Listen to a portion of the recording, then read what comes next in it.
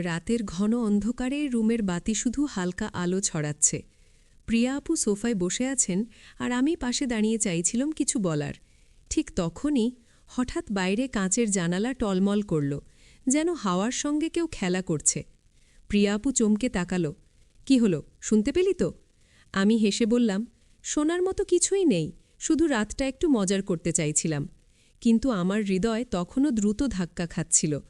জানালার পাশে হঠাৎ হালকা শব্দ, কেউ বা কিছু চলে গেছে, একমাত্র আলোয় দেখা যায়নি। প্রিয়া আপু কণ্ঠে মিশ্র ভয় আর উত্তেজনা।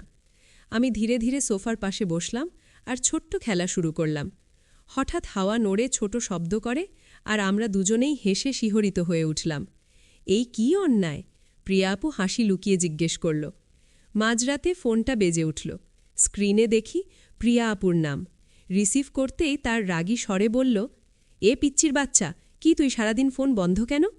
আমি হালকা হাসি দিয়ে বললাম, আমি পিচ্চি না, কলেজে পড়ি, ফোনের চার্জ শেষ হয়ে গিয়েছিল। আজ আমাকে দেখতে আসবি তো? তোকে কতবার বলেছি? সে বলল। আমি মাঝ রাস্তায় মূর্তির মতো দাঁড়িয়ে রইলাম। তার রাগ আর আবেগ একসাথে আমাকে কাঁপিয়ে দিচ্ছিল। আজ সে যে একান্তে মজা করতে চায় তা বুঝতে পারছি। রাত একটা। প্রিয়া আপুর পরিবারের সবাই ঘুমিয়ে পড়েছে। আমি তাদের বড় গেটের সামনে দাঁড়িয়ে একটু দারোয়ানের সঙ্গে হাসি মাখা কথাবার্তা বললাম। তারপর ভেতরে ঢুকলাম। দরজার কাছে পৌঁছে কলিং বেল চাপাই। দরজা খুলে প্রিয়া আপুই দেখি। ঘুমঝাপসা চোখে দাঁড়িয়ে আছে। তার হাসি চোখে ভেসে আসে, ঠিক রাজকুমারীর মতো। ঘুম পাচ্ছে? এখন কি করবি? সে বলল। আমি হেসে বললাম, একটু নাটক দেখাব। ভয়ঙ্কর অন্যায়। প্রিয়া আপু হেসে বলল, কি অন্যায়? আমি ধীরে ধীরে তার কাছে গিয়ে বললাম, তোমার সঙ্গে কিছু চমক দেখাতে চাই। প্রিয়া আপুর চোখে আগের রাগ মিশে আছে, আর হাসিও লুকিয়ে নেই। আমরা দুজনেই হেসে উঠলাম। সোফায় বসে কিছু সময় গল্প করলাম, পুরনো স্মৃতি স্মরণ করলাম। রাতের বেলা ঘরের বাতি অল্প আলো ছড়াচ্ছে। প্রিয়া আপু সোফায় বসে হাসছে, আর আমি তার সামনে দাঁড়িয়ে কিছু বলতে চাইছিলাম। হঠাৎ বা বাইরে হালকা শব্দ হল। দরজার কাছে, দরজার পাশে যেন কেউ হঠাৎ ছুঁড়ে দিয়ে গেছে। আমরা দুজনেই একসঙ্গে চমকে উঠলাম। কি হল? প্রিয়া আপু কণ্ঠে এক মিশ্র ভয় আর উত্তেজনা। শুনতে পেলি তো? আমি হেসে বললাম, কিন্তু ভেতরে আমার হৃদয় কপালে উঠে এসেছে। হঠাৎ জানালার পাশ দিয়ে ঠান্ডা বাতাস ঢুকল। জানালার পর্দা হালকা নড়ে উঠল। প্রিয়া আপু চমকে ভীষণ রকম হাসতে লাগল। কি রোমাঞ্চ! আজ রাতটা বেশ অদ্ভুত হয়ে গেল। আমি ধীরে ধীরে তার পাশে বসে বললাম, এই রাতটা শুধু তোমার জন্য সাজিয়েছি, কিছু চমক দেখাতে। প্রিয়া আপুর চোখে আগের রাগ আর হাসি দুটোই একসাথে। আমি সোফার পাশে বসে তার হাতে হালকা ধরা দিলাম আর এক মজার খেলা শুরু করলাম, যেখানে আমরা দুজনেই হেসে হঠাৎ ভয়ঙ্কর উচ্চমুখ দিয়ে একে অপরকে ডাস্টার দিয়ে হালকা টান দিয়ে খেলছি। এইটা কি অন্যায়? প্রিয়া আপু জিজ্ঞেস করল, কিন্তু চোখে পুরো খেলার আনন্দ। ভয়ঙ্কর অন্যায়, কিন্তু শুধু শুধু হাসির জন্য, আমি বললাম। রুমের ছোট ছোট মুহূর্তগুলো, হঠাৎ আলো নড়া, হালকা শব্দ আর প্রিয়া আপুর প্রতিক্রিয়া সব মিলিয়ে রাতের রোমাঞ্চ আরও বাড়াল। একসঙ্গে হেসে খেলতে খেলতে আমরা বুঝতে পারলাম, ভয়ঙ্কর অন্যায় মানে আসলে রোমাঞ্চ, হালকা ভয় আর আনন্দের মিশ্রণ। রাতের সেই সময়টি, ঘরের অন্ধকার, হঠাৎ শিহরণ এবং হাসি সব মিলিয়ে এক অনন্য রোমাঞ্চের মুহূর্ত হয়ে দাঁড়াল। রাতের ঘন অন্ধকারে রুমের বাতি শুধু হালকা আলো ছড়াচ্ছে। প্রিয়া আপু সোফায় বসে আছেন আর আমি পাশে দাঁড়িয়ে চাইছিলাম কিছু বলার।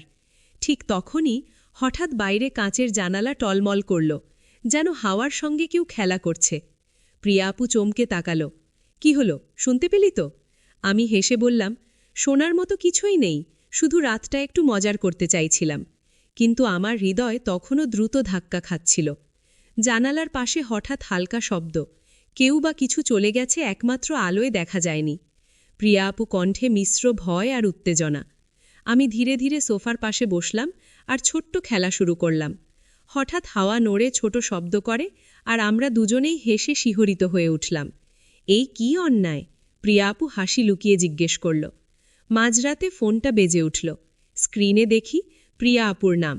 রিসিভ করতেই তার রাগী স্বরে বলল, এ পিচ্চির বাচ্চা, কি তুই সারাদিন ফোন বন্ধ কেন? আমি হালকা হাসি দিয়ে বললাম, আমি পিচ্চি না, কলেজে পড়ি, ফোনের চার্জ শেষ হয়ে গিয়েছিল। আজ আমাকে দেখতে আসবি তো? তোকে কতবার বলেছি? সে বলল। আমি মাঝ রাস্তায় মূর্তির মতো দাঁড়িয়ে রইলাম। তার রাগ আর আবেগ একসাথে আমাকে কাঁপিয়ে দিচ্ছিল। আজ সে যে একান্তে মজা করতে চায় তা বুঝতে পারছি। রাত 1টা। প্রিয়া আপুর পরিবারের সবাই ঘুমিয়ে পড়েছে। আমি তাদের বড় গেটের সামনে দাঁড়িয়ে একটু দারোয়ানের সঙ্গে হাসি মাখা কথাবার্তা বললাম। তারপর ভেতরে ঢুকলাম। দরজার কাছে পৌঁছে কলিং বেল চাপাই। দরজা খুলে প্রিয়া আপুই দেখি। ঘুমঝাপসা চোখে দাঁড়িয়ে আছে। তার হাসি চোখে ভেসে আসে, ঠিক রাজকুমারীর মতো। ঘুম পাচ্ছে? এখন কি করবি? সে বলল। আমি হেসে বললাম, একটু নাটক দেখাবো। ভয়ঙ্কর অন্যায়। প্রিয়া আপু হেসে বলল, কি অন্যায়? আমি ধীরে ধীরে তার কাছে গিয়ে বললাম, তোমার সঙ্গে কিছু চমক দেখাতে চাই। প্রিয়া আপুর চোখে আগের রাগ মিশে আছে, আর হাসিও লুকিয়ে নেই। আমরা দুজনেই হেসে উঠলাম। সোফায় বসে কিছু সময় গল্প করলাম, পুরনো স্মৃতি স্মরণ করলাম। রাতের বেলা ঘরের বাতি অল্প আলো ছড়াচ্ছে। প্রিয়া আপু সোফায় বসে হাসছে, আর আমি তার সামনে দাঁড়িয়ে কিছু বলতে চাইছিলাম। হঠাৎ বাইরে হালকা শব্দ হলো।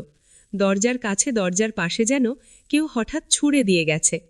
আমরা দুজনেই একসঙ্গে চমকে উঠলাম। কি হলো? প্রিয়া আপু কণ্ঠে এক মিশ্র ভয় আর উত্তেজনা। শুনতে পেলি তো? আমি হেসে বললাম, কিন্তু ভেতরে আমার হৃদয় কপালে উঠে এসেছে। হঠাৎ জানালার পাশ দিয়ে ঠান্ডা বাতাস ঢুকল। জানালার পর্দা হালকা নড়ে উঠল। প্রিয়া আপু চমকে ভীষণ রকম হাসতে লাগল। কি রোমাঞ্চ! আজ রাতটা বেশ অদ্ভুত হয়ে গেল। আমি ধীরে ধীরে তার পাশে বসে বললাম, এই রাতটা শুধু তোমার জন্য সাজিয়েছি, কিছু চমক দেখাতে। প্রিয়া আপুর চোখে আগের রাগ আর হাসি দুটোই একসাথে। আমি সোফার পাশে বসে তার হাতে হালকা ধরা দিলাম, আর এক মজার খেলা শুরু করলাম, যেখানে আমরা দুজনেই হেসে হঠাৎ ভয়ঙ্কর উচ্চমুখ দিয়ে একে অপরকে ডাস্টার দিয়ে হালকা টান দিয়ে খেলছি। এইটা কি অন্যায়? প্রিয়া আপু জিজ্ঞেস করল, কিন্তু চোখে পুরো খেলার আনন্দ। ভয়ঙ্কর অন্যায়, কিন্তু শুধু শুধু হাসির জন্য, আমি বললাম। রুমের ছোট ছোট মুহূর্তগুলো, হঠাৎ আলো নড়া, হালকা শব্দ আর প্রিয়া আপুর প্রতিক্রিয়া সব মিলিয়ে রাতের রোমাঞ্চ আরও বাড়াল। একসঙ্গে হেসে খেলতে খেলতে আমরা বুঝতে পারলাম, ভয়ঙ্কর অন্যায় মানে আসলে রোমাঞ্চ, হালকা ভয় আর আনন্দের মিশ্রণ। রাতের সেই সময়টি, ঘরের অন্ধকার, হঠাৎ শিহরণ এবং হাসি সব মিলিয়ে এক অনন্য রোমাঞ্চের মুহূর্ত হয়ে দাঁড়াল। রাতের ঘন অন্ধকারে রুমের বাতি শুধু হালকা আলো ছড়াচ্ছে। প্রিয়া আপু সোফায় বসে আছেন, আর আমি পাশে দাঁড়িয়ে চাইছিলাম কিছু বলার। ঠিক তখনই হঠাৎ বাইরে কাঁচের জানালা টলমল করল, যেন হাওয়ার সঙ্গে কেউ খেলা করছে। প্রিয়া আপু চমকে তাকাল। কি হলো, শুনতে পেলি তো? আমি হেসে বললাম, শোনার মতো কিছুই নেই, শুধু রাতটা একটু মজার করতে চাইছিলাম।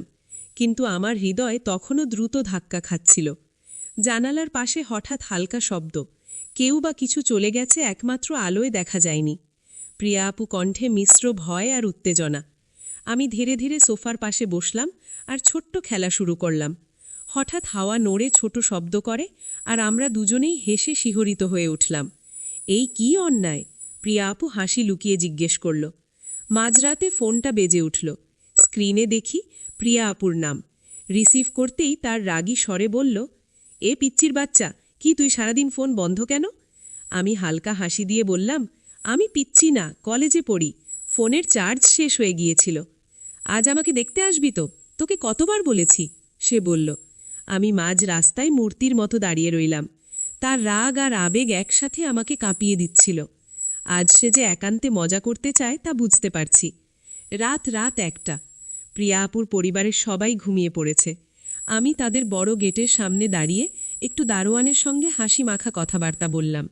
তারপর ভেতরে ঢুকলাম। দরজার কাছে পৌঁছে কলিং বেল চাপাই। দরজা খুলে প্রিয়া আপুই দেখি। ঘুমঝাপসা চোখে দাঁড়িয়ে আছে। তার হাসি চোখে ভেসে আসে, ঠিক রাজকুমারীর মতো। ঘুম পাচ্ছে? এখন কি করবি? সে বলল। আমি হেসে বললাম, একটু নাটক দেখাবো। ভয়ঙ্কর অন্যায়। প্রিয়া আপু হেসে বলল, কি অন্যায়? আমি ধীরে ধীরে তার কাছে গিয়ে বললাম, তোমার সঙ্গে কিছু চমক দেখাতে চাই। প্রিয়া আপুর চোখে আগের রাগ মিশে আছে, আর হাসিও লুকিয়ে নেই। আমরা দুজনেই হেসে উঠলাম। সোফায় বসে কিছু সময় গল্প করলাম, পুরনো স্মৃতি স্মরণ করলাম। রাতের বেলা ঘরের বাতি অল্প আলো ছড়াচ্ছে। প্রিয়া আপু সোফায় বসে হাসছে আর আমি তার সামনে দাঁড়িয়ে কিছু বলতে চাইছিলাম। হঠাৎ বাইরে হালকা শব্দ হলো। দরজার কাছে দরজার পাশে যেন কেউ হঠাৎ ছুঁড়ে দিয়ে গেছে। আমরা দুজনেই একসঙ্গে চমকে উঠলাম। কি হলো? প্রিয়া আপু কণ্ঠে এক মিশ্র ভয় আর উত্তেজনা। শুনতে পেলি তো? আমি হেসে বললাম, কিন্তু ভেতরে আমার হৃদয় কপালে উঠে এসেছে। হঠাৎ জানালার পাশ দিয়ে ঠান্ডা বাতাস ঢুকল। জানালার পর্দা হালকা নড়ে উঠল। প্রিয়া আপু চমকে ভীষণ রকম হাসতে লাগল। কি রোমাঞ্চ!